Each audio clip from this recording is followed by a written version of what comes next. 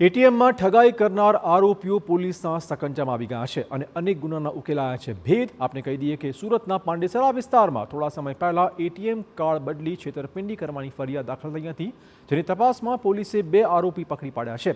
આરોપીઓ જૂની modus operandi વાપરીને ગુનાને અંજામ આપતો હોવાનું સામે આવ્યું છે, જેમાં તે પ્રથમ એવા એટીએમને શોધતા કે જ્યાં સિક્યુરિટી ગાર્ડ ન હોય. ત્યારબાદ તેઓ ઓછા ભણેલા, વૃદ્ધ અથવા મજૂર વર્ગને નિશાન બનાવતા હતા. તેઓ કાગળના બંડલ આગળ અને પાછળ ચલણી નોટ મૂકી બતાવતા હતા. આ નોટને તેમને બેંકમાં જમા કરાવી છે, પરંતુ તેમની પાસે કોઈ એકાઉન્ટ ન હોવાથી જો ભોગ બનનાર તેમને પોતાનું એટીએમ આપે તો તેઓ તેમના રૂપિયા આપવાની લાલચ આપતા હતા. તે વ્યક્તિ પાસેથી એટીએમ કાર્ડ લઈ અને પિન નંબર જાણી લઈ બાદમાં તે એકાઉન્ટમાંથી રૂપિયા ઉપાડતા હતા.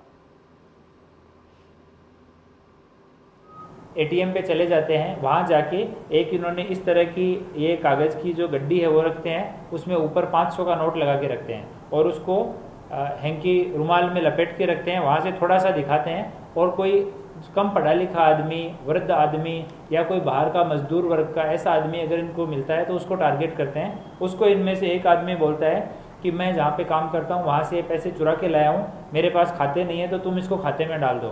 जो आरोपी राजकुमार नंदकिशोर पासवान है उसके ऊपर 2020 में कच्छ पश्चिम में 2 FIR दर्ज हैं. इसके अलावा इन्होंने पूछताछ में अभी तक सूरत शहर में 6 जगह पे अलग अलग बनाव किए हैं. ये इन्होंने पूछताछ में बताया है, जिसमें से 2 पांडेसरा में हैं, एक वेस्तान का, एक उदना का, एक इच्छापुर का और एक वेस्तान का.